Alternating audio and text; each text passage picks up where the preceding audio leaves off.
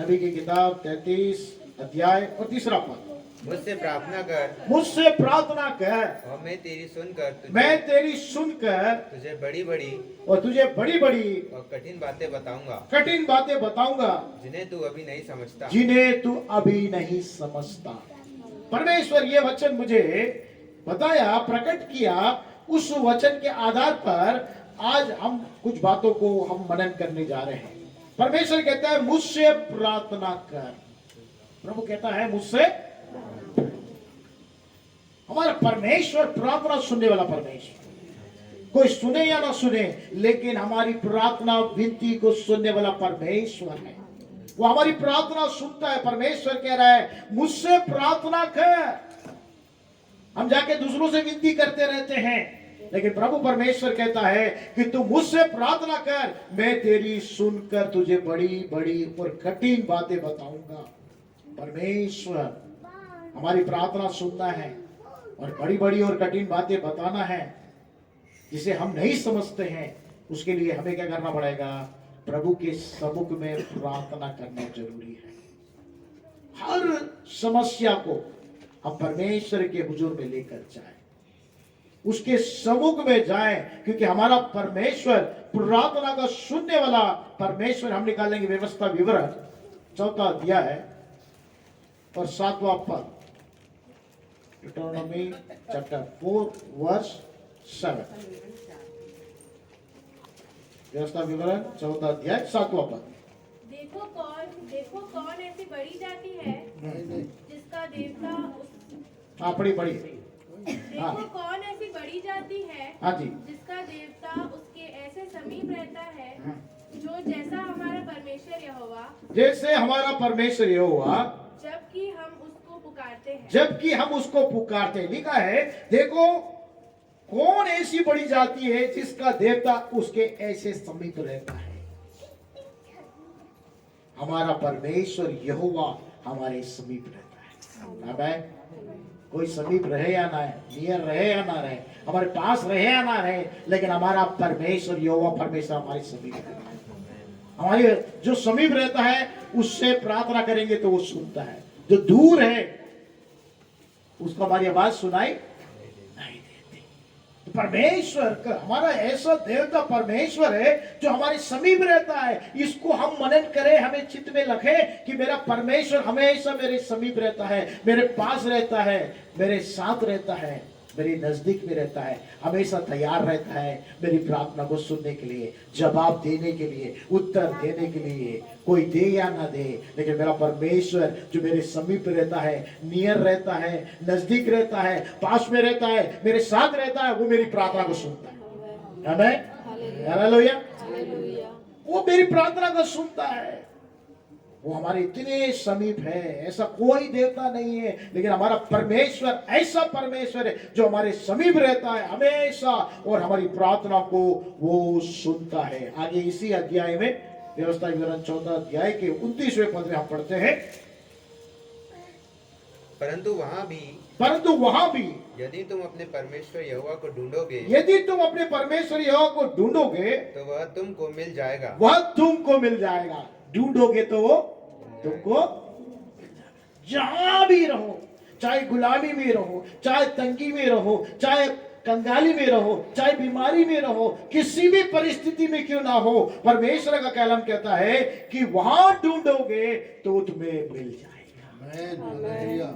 जहां कहीं भी ढूंढोगे परमेश्वर मिल जाएगा, क्योंकि वो हमारे समीप रहता है।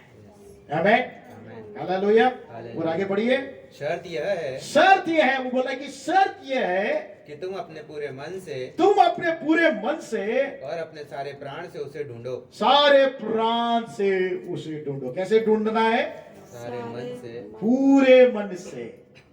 कैसे ढूंढना है? पूरे मन से। शर्त है, परमेश्वर आपके समीप रहता है, जरूर आपके नजदीक रहता है, आपके नियर रहता है, आपके संग रहता है, आपके साथ रहता है, लेकिन शर्त है कि तुम अपने पूरे मन से ढूंढना है उसे। कैसे? पूरे मन से। कभी कभी हम कलीसिया में बैठे रहते हैं, हमारा मन कहीं और चल रहा रहता है ना, गाय जैसे चलता रहता है कि नहीं? फोकस हमारा यहाँ नहीं रहता है, कहीं और घर में, काम में, कहीं ना कहीं लगा ही रहता है। लेकिन परमेश्वर कहता है शर्त है कि ये शर्त है कि तुम अपने पूरे मन से उसे ढूंढना है, अपने सारे प्राण से उसे ढूंढना है। तुम्हारे समीप जरूर है, तुम्हारे साथ जरूर है, लेकिन तुम्हारी प्रार्थना सुनना है परमेश्वर। तो परमेश्वर एक शर्त रखता है, कहता है कि तुम पूरे मन से और सारे प्राण से उसे ढूंढो। आमेन, हालेलुया। कहीं भी रहो, किसी भी हालत में रहो, किसी भी परिस्थिति में रहो, किसी भी तकलीफ में रहो, कष्ट में रहो, बीमारी में रहो, कंगाली में रहो, तकलीफ में हो, ऐसी भी परिस्थिति क्यों ना हो, विपरीत परिस्थिति क्यों ना हो, लेकिन परमेश्वर कहता है ढूंढोगे तो परमेश्वर तुम्हें मिल जाएगा। शर्त यह है कि तुम्हें क्या करना पड़ेगा, पूरे मन से ढूंढना पड़ेगा। पूरे मन से ढूंढोगे, पूरे प्राण से ढूंढोगे, तुम्हें वो मिल जाएगा। तो प्रार्थना के समय में क्या करना पड़ेगा, पूरे मन के साथ प्रार्थना करना है। पूरा मन कहाँ रहना चाहिए, नहीं तो प्रार्थना करने का कोई क्या नहीं है, मतलब कोई अर्थ नहीं। क्योंकि प्रार्थना परमेश्वर कब सुनेगा, जब हम पूरे मन से उसके नजदीक में आएंगे, उसके उपस्थिति में आएंगे। वो तो है, वो तो हमेशा हमारे साथ है। हम चल रहे हैं साथ है, लेटे हैं साथ है, कार्य कर रहे साथ है, कहीं भी जा रहे, परमेश्वर को आपने अपने पास महसूस कर सकते हैं, आपके साथ हमेशा है। क्योंकि जीवन का श्वास किसने दिया, उसने मनुष्य को कैसे बनाया, मिट्टी के पुतले से बना के जीवन का श्वास जो उसके पास था उसने फूंक दिया, और वो श्वास जो परमेश्वर आपके अंदर में रखा है, वो परमेश्वर आपके साथ हमेशा है। अब ये नहीं सोचिए, एक बार भी हम सांस लेते हैं ना, अभी कोरोना जब हुआ था ना, कितना तकलीफ वालों को है ना, सांस लेने में कितना दिक्कत हुआ। उस सांस की कीमत हम नहीं जानते, लेकिन कोरोना ने बता दी कि कितना जरूरी है हमारे लिए। जीवन परमेश्वर दिया, सांस परमेश्वर दिया, वो सांस जो है हमारे साथ है। वो एक जो आत्मा है वो परमेश्वर का दीपक है, वो परमात्मा से आया है। आमेन, हालेलुया। परमात्मा ने आत्मा भेजा, उस श्वास के द्वारा आत्मा हमारे अंदर में दिया, प्राण हमारे अंदर में दिया। तो हमें कैसे प्रभु के पास आना है, उसके वो तो हमेशा समीप रहता है, लेकिन कब वो सुनेगा, जब आप पूरे मन से और पूरे क्या करना है, प्राण से, आप सारे प्राण से आप जब प्रार्थना करेंगे तब परमेश्वर सुनता है, अन्यथा वो कभी नहीं सुनता। सुनने के लिए एक परमेश्वर ने एक शर्त रखा है। मैं नहीं बोल रहा, प्रभु का वचन कह रहा है शर्त है, उसको गौर करिए, शर्त है, उसको अंडरलाइन करिए, शर्त है कि पूरे मन से सारे प्राण से ढूंढो तो परमेश्वर तुम्हारे समय पे तुम्हारी प्रार्थना का उत्तर देता है। दूसरा हम निकाल लेंगे एशिया 59 निकाल लेंगे, पहला और दूसरा पद को हम पढ़ेंगे। सुनो, हाँ सुनो, यहोवा का हाथ ऐसा छोटा यहोवा का हाथ ऐसा छोटा नहीं हो गया कि उद्धार न कर सके, तुम्हें छुड़ा ना सके, तुम्हें मुक्ति ना दे सके, तुम्हें आशीष ना दे सके, तुम्हारी जरूरतों को पूरा ना कर सके। ऐसे उसका हाथ क्या नहीं हो गया, छोटा नहीं हो गया। हमारा हाथ तो बहुत छोटा है, लेकिन परमेश्वर का हाथ बहुत बड़ा है। स्वर्ग उसका सिंहासन, पृथ्वी उसकी चरणों की। कितना महान परमेश्वर है, इस सब जगह में व्यापित रहने वाला परमेश्वर है, सर्वव्यापी परमेश्वर है, हर जगह उपस्थित रहने वाला परमेश्वर। उसका हाथ छोटा नहीं हुआ कि उद्धार ना कर सके, न वो ऐसा बहरा हो गया, ना ऐसा बहरा हो गया है कि सुन ना सके। आपकी प्रार्थना नहीं सुनने के लिए वो बहरा नहीं हुआ, छुड़ाने के लिए वो उसका हाथ छोटा नहीं हुआ। आगे बढ़िए। परंतु तुम्हारे अधर्म के कामों ने तुमको तुम्हारे परमेश्वर से अलग कर दिया, तुमको परमेश्वर से अलग कर दिया। अधर्म का काम जो हम करते हैं वो क्या करता है, अलग कर देता है परमेश्वर से। अधर्म क्या है, बोलिए अधर्म क्या है? साइलेंट हो गया आप लोग। पाप अलग है, अधर्म दूसरों के बारे में फुसफुसी करना, उनके विरोध में बोलना, वो अधर्म अधिकांश करते हैं ना। दो व्यक्ति जब मिलते थे तेरे व्यक्ति के बारे में वो क्या है? अधर्म है, क्योंकि मनुष्य कैसे बनाया गया है? परमेश्वर के स्वरूप में बनाया गया है। और उसके विरोध में जब हम बात करते हैं तो हम क्या करते हैं? उस मनुष्य के विरोध में क्या कर रहे हैं? वो अधर्म है के कामों के कारण परमेश्वर का क्या हो गया? कान बहरा हो गया है, सुनता नहीं है तुम्हारे अधर्म के कारण। और आगे पढ़िए। और तुम्हारे पापों के कारण उसका मुंह तुमसे ऐसा छिपा है कि वह नहीं सुनता। वह नहीं सुनता। पाप मतलब जो परमेश्वर के वचन के सुनकर भी उसको आज्ञा नहीं मानते, वो पाप है। आदम ने क्या किया? पाप किया। परमेश्वर ने कहा इस फल को तुम क्या नहीं करना? नहीं खाना। उसकी आज्ञा हीनता करी।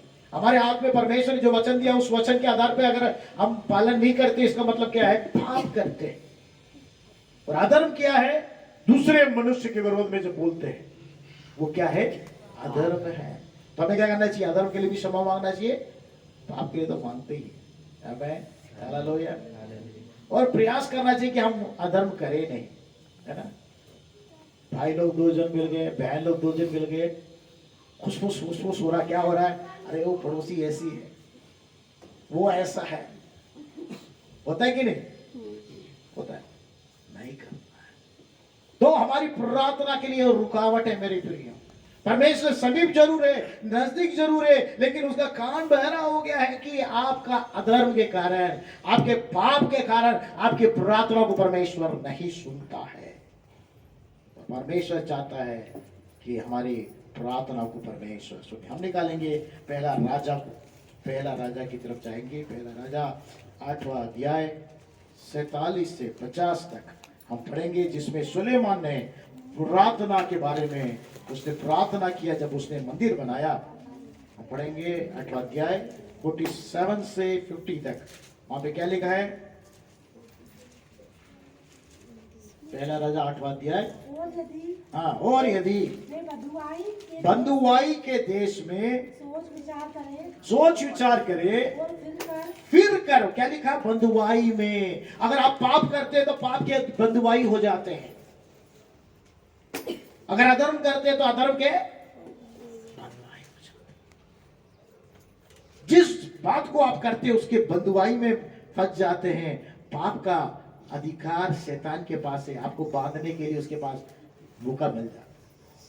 आपको जंजीर से बांध देता है। पाप आप करोगे तो जंजीर से बांध देता है। और प्रभु यीशु मसीह का लहू, जब आप विश्वास करते हैं कि मेरे पापों को परमेश्वर तोड़ सकता है, जब आप दुआ करते, प्रार्थना करते और विश्वास करते कि प्रभु यीशु मसीह का लहू मुझे छुड़ा सकता है, और प्रार्थना करते, आपके पाप को अंगीकार करते, तुरंत वो जंजीर टूट जाता है। जब ऐसे बांध के रखता है कि आप देखकर भी देख नहीं सकते। कितने लोग हैं मेरे प्रिय लोग हमारे भारत देश में, देखकर भी देख नहीं पाते, सुनकर भी सुन नहीं पाते, क्या कर रहे समझ में नहीं आ रहा उनको। लेकिन परमेश्वर का अनुग्रह हम पर प्रकट हुआ है, कृपा प्रकट हुआ है कि सारे शैतान के सारे जंजीरों को उसने तोड़कर हमें क्या कर दिया? मुक्त कर दिया। आमीन। हम देख पा रहे हैं हमारा सर्व शक्तिमान परमेश्वर है, सृष्टिकर्ता परमेश्वर है, सृजनहार परमेश्वर, जिसने हमें जीवन दिया, जिसने हमारे जीवन के लिए अपने इकलौते पुत्र को क्रूस पे चढ़ने के लिए सौंप दिया। विश्वास किए, उसके लिए सुसमाचार जो सुनाया गया, पादरी लोगों ने, सेवक लोगों ने आप लोगों के लिए दुआ किया, आंसू बहाया। आप नहीं जानते कितने लोग ने आपके लिए आंसू बहाया, कितने लोग ने दुआ किया है, प्रार्थना किया है, कितने लोग ने आके आपके लिए वचन बोया है। इसके कारण सारे बंधन खुल गए। आमीन। तो यहाँ पर लिखा है कि बंधुआई से, आगे बढ़िए, और फिर कर अपने बंदी बनाने वालों के देश में तुझसे गिड़गिड़ाकर कहे, हमने पाप किया है, हमने पाप किया और कुटिलता और दुष्टता की है। और यदि वे अपने उन शत्रुओं के देश में जो उन्हें बंदी करके ले गए हो, अपने संपूर्ण मन और संपूर्ण प्राण से तेरी ओर फिरे तेरी ओर फिरे। क्या लिखा है? संपूर्ण मन से, संपूर्ण प्राण से तेरी ओर फिरे।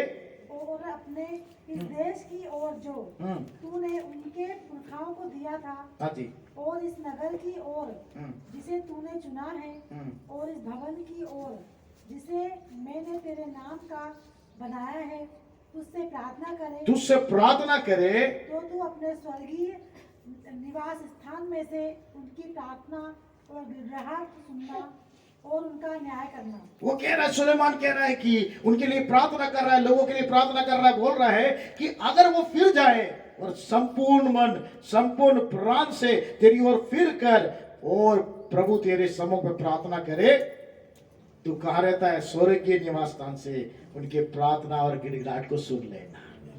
आमीन, हालेलुया। वो गिड़गिड़ाहट प्रार्थना को कब सुनेगा परमेश्वर? हम संपूर्ण मन के साथ, संपूर्ण प्राण के साथ अपनी गलतियों को स्वीकार कर कर उसकी ओर मुड़े, पाप से, कुटिलता से, दुष्टता से जो हमने किया है उससे फिर कर परमेश्वर की ओर मुड़कर जब हम प्रार्थना करते हैं, हमारी प्रार्थना को परमेश्वर सुनता है। परमेश्वर का कलाम कहता है तब परमेश्वर आपको बड़ी बड़ी और कठिन बातें बताएगा जो आपके समझ में नहीं आता, आपके चित्त में नहीं आता। ऐसी बातों को परमेश्वर अपने प्रिय लोगों के लिए प्रकट करता है। भजन संगीता में हम आते हैं, भजन संगीता 25 अगर आप मेरे साथ पलटाइए, भजन संगीता 25 का 14 पद अगर आप पढ़ेंगे, 25 का 14। यहोवा के भेद को वही जानते हैं, यहोवा की भेद को वही जानते हैं जो उससे डरते हैं। जो उससे डरते हैं। भेद की बातें परमेश्वर किसे प्रकट करता है? जो परमेश्वर से डरते हैं। आमीन, हालेलुया। और जो डरता है संपूर्ण मन के साथ, संपूर्ण प्राण मात्र नहीं, परमेश्वर से हमें डरना चाहिए। आमीन, हालेलुया, हालेलुया। हमें डरना चाहिए, हमारे परमेश्वर का हमारे अंदर में डर होना चाहिए। बच्चों को माँ बाप का भी भय होना चाहिए। आजकल तो है ही नहीं है। मैं तो देखा हूँ बच्चों को क्या नहीं है, माँ बाप का डर ही नहीं। अगर डर रहेगा ना, वो गलती करते समय सोचेगा अरे मम्मी पापा देख तो नहीं रहे। मोबाइल लेगा तो मम्मी पापा के सामने बैठेगा ही नहीं, क्या करेगा? नहीं कर, साइड में चला जाए। सामने बैठ के कर रहा है तो इसका मतलब है सब कुछ ठीक है। अलग जा रहा है फोन लेके, कुछ तो गलत। दाल में पूरी, दाल ही पूरी खाली है। मेरे प्रियो, यहाँ पे लिखा है हमें डर होना चाहिए। माँ बाप का जैसे बच्चों के अंदर में डर रहता है, वैसे ही किसको डर रहना चाहिए? हमारा यहोवा के प्रति डर रहेगा। परमेश्वर भेद की बात, सीक्रेट बात, रहस्य की बात परमेश्वर में प्रकट, रहस्य की बात परमेश्वर प्रकट करेगा। और क्या प्रकट करेगा? और वह अपनी वाचा उन पर प्रकट करेगा। वाचा, परमेश्वर की जो वाचा है, प्रतिज्ञा है, आपके बारे में परमेश्वर ने एक बड़ा प्लान करके रखा है, एक योजना बना के रखा है। आप संसार में पैदा होने से पहले, माँ के कोख में आने से पहले आपके बारे में एक योजना परमेश्वर, यिर्मयाह के बारे में परमेश्वर कहता है तो परमेश्वर माँ के गर्भ से मैंने तुझे, परमेश्वर हमें चुना है। हम ऐसे ही मसीह को नहीं स्वीकार कर लिए हैं, परमेश्वर ने हमें चुना है। कितने लोग हैं आप सोच कर देखिए, भोपाल में लाखों लोग हैं। हम लोग को परमेश्वर ने चुना है इसकी संगति में आने के लिए, उसकी दुहाई देने के लिए, उससे प्रार्थना करने के लिए, उसकी स्तुति करने के लिए, उसकी आराधना करने के लिए, ताकि हम आशीषित हमें। परमेश्वर की आशीष में क्या नहीं रहता है? दुख नहीं रहता है। मेरे प्रियो, इसलिए हमें क्या करना चाहिए? परमेश्वर का कलाम कहता है, आगे हम पढ़ेंगे भजन संगीता 50 का 15 भी हम पढ़ लेंगे। भजन संगीता 50 का 15 दाऊद कहता है, 50 के 15 में पढ़िएगा। और संकट के दिन मुझे पुकार, संकट के दिन मुझे पुकार, मैं तुझे छुड़ाऊंगा, मैं तुझे छुड़ाऊंगा, और तू मेरी महिमा करने पाएगा। क्या दाऊद कहता है? संकट के दिन में मुझे पुकार। परमेश्वर कहता है संकट के दिन में क्या होना चाहिए? हम किसको पुकारना चाहिए? परमेश्वर कलाम कहता है संकट के दिन में मुझे पुकार, मैं तुझे छुड़ाऊंगा। परमेश्वर में छुड़ाना वाला परमेश्वर, हमें कोई नहीं छुड़ा सकता। हमें हमारा परमेश्वर छुड़ाने में सामर्थ्य है।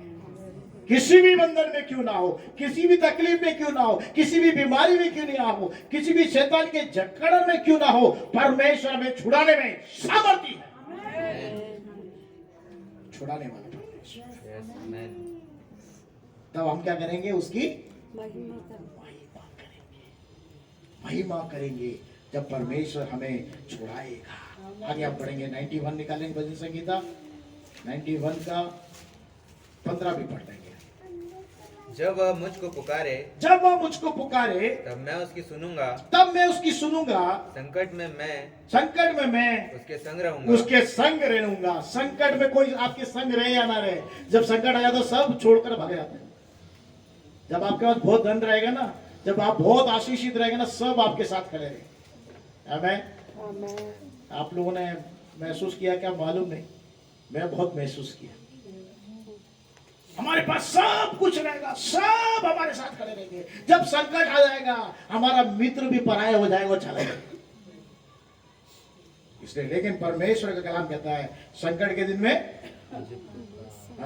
वो क्या करेगा? मैं उसकी सुनूंगा। वो उसकी सुनने वाला परमेश्वर है। वो बोला जब तू मुझे पुकारेगा तब मैं उसकी सुनूंगा, संकट में मैं उसके संग रहूंगा, वो छोड़कर नहीं जाएगा। आप सोचोगे कि संकट में छोड़कर। एक मैं बायोग्राफी पढ़ रहा था और एक सुना भी मैंने उसके बारे में, एक सेवक के बारे में। वो सेवक चला जा रहा था तो परमेश्वर उसके साथ साथ चल रहा था, और एक जगह ऐसा जगह आ गया था, बहुत कठिन रास्ता था, और वहां पर जब वो चला तो वहां पर उसके पैर के निशान दिखे, और परमेश्वर के पैर के निशान। उसने बोला परमेश्वर आप तो मेरे साथ थे, मैं जहां भी चलता आया 2 पैर के निशान थे, मैं भी चल रहा था, आप भी चल रहे थे, लेकिन जहां पर मैं संकट में था, तकलीफ में था, उसको पार नहीं कर सकता था, वहां पर आपने मेरे को छोड़ दिया। प्रभु परमेश्वर ने कहा तो ध्यान से देख, ध्यान से देख, वो तेरे पैर की चिन्ह नहीं है, मैं तुझे उठा कर लेके। आमीन। परमेश्वर कहता है इस्राएलियों को मैंने उठा कर लेके आया, जैसे पिता अपने बच्चों को उठा कर लेके आता है, वैसे मैं तुम्हें उठा कर लेके आया। अभी तक परमेश्वर ने यहां तक पहुंचाया है, उसकी सामर्थ्य इतनी बड़ी है कि हमें उठा कर लेकर आया है। हमारी प्रार्थना को सुनता है, संकट में हमें कभी नहीं छूटता है। संसार छोड़ सकती है, रिश्तेदार छोड़ सकते हैं, भाई बहन छोड़ सकते हैं, सगे संबंधी छोड़ सकते हैं, लेकिन परमेश्वर संकट के दिन में कभी नहीं छूटेगा। वो हमारे संग बना रहेगा। भजन संगीता एक और हम वचन पढ़ेंगे 145, भजन संगीता 145 का 18 पद भी पढ़ लेंगे, पढ़िएगा।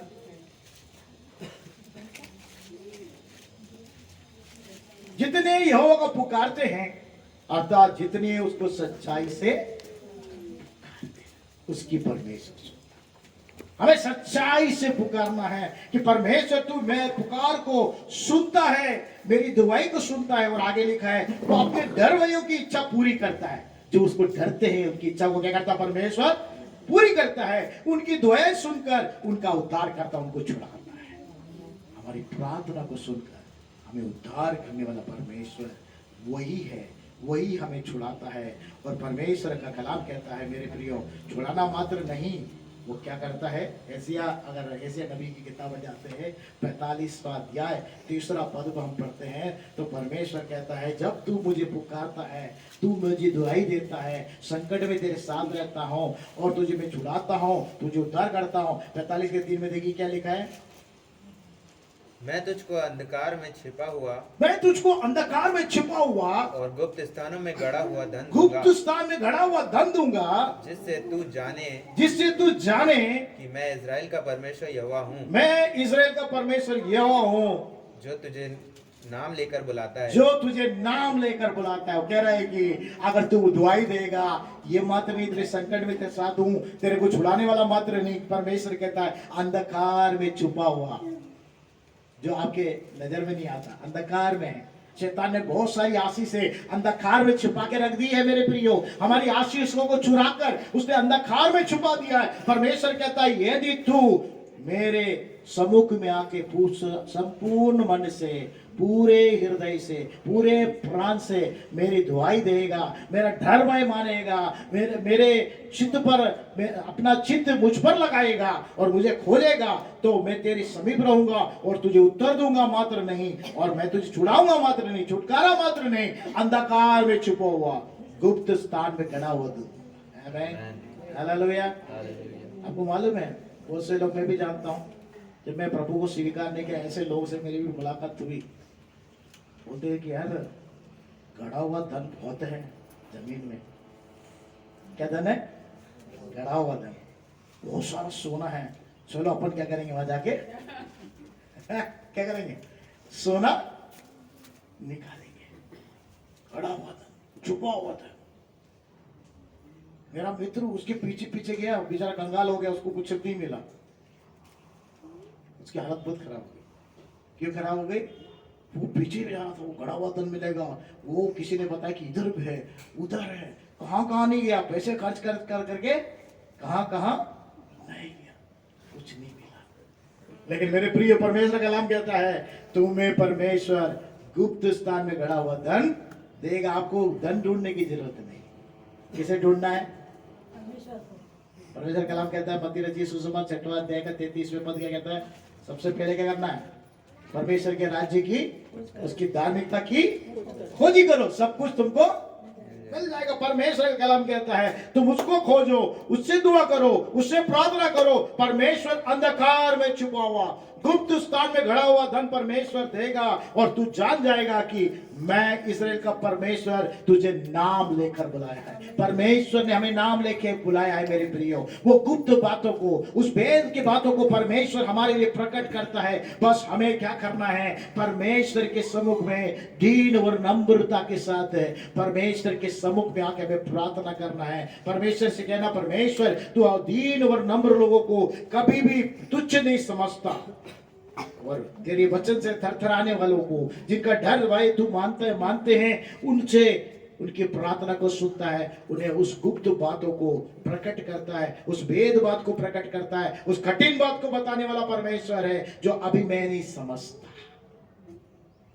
तो क्यों ना ऐसे परमेश्वर से हम प्रत्येक दिन प्रार्थना करें, हर एक परिस्थिति में, हर एक तकलीफ में, हर एक संकट में, हर एक मुसीबत में, भलाई के समय में भी, दुखी के समय में भी, हर परिस्थिति में उस परमेश्वर से हम प्रार्थना करें। वो हमारे समीप है, वो हमारे नियर है, वो हमारे नजदीक है, हमारी प्रार्थना को सुनने वाला परमेश्वर है। हम अपने पाप और अपराध को स्वीकार करें, बुराई से फिरे और उस स्वर्गीय परमेश्वर से हम प्रार्थना करें। निश्चय परमेश्वर हमारी प्रार्थना को सुनेगा, हमें उत्तर देगा। उस भेद की बातों को, जो उसका डर भय मानते हैं, भेद की बातों को प्रकट करता, अपना वचन को प्रकट करता, वाचा को प्रकट करता। तो क्यों ना हम अपने आंखों को बंद करें और प्रभु से प्रार्थना करें। प्रभु से कहें, प्रभु तो हमारी प्रार्थना को सुनने वाला परमेश्वर है। आइए हम अपने स्थानों में खड़े हो जाएं और प्रभु से प्रार्थना करें। मेरी प्रार्थना को सुनने वाला परमेश्वर, उससे विनती करने वाला परमेश्वर, मैं तुझसे विनती करता हूँ, मेरी प्रार्थना संपूर्ण मन से।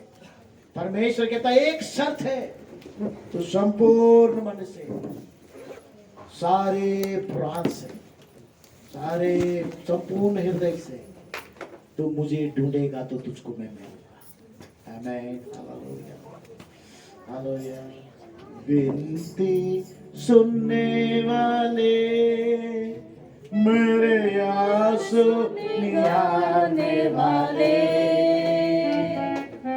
चंगाई देने वाले,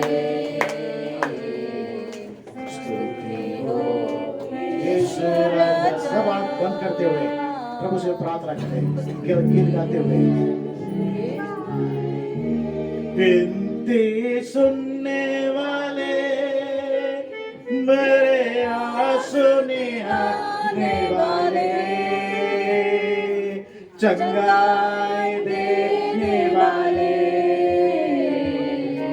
स्तुति हो यीशु राजा, स्तुति हो यीशु राजा।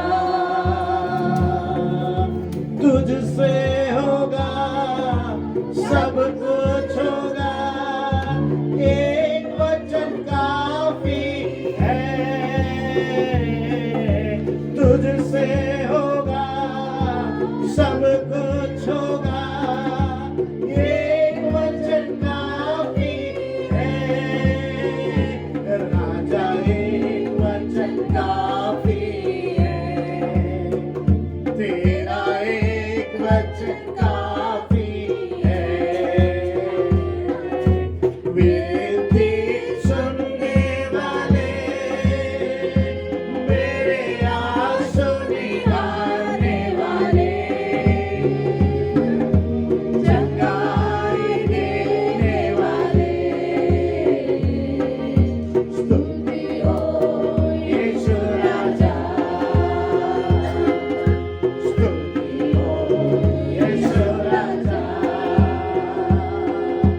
करुणा निधि तारनहारे, चमत्कार करने वाले, करुणा निधि तारनहारे, चमत्कार करने वाले, सदा चमत्कार करने वाले, सदा चमत्कार करने वाले, विनती सुनने वाले, मेरे आंसू निहारने वाले, चंगाई देने वाले, स्तुति हो यीशु राजा, स्तुति हो यीशु राजा।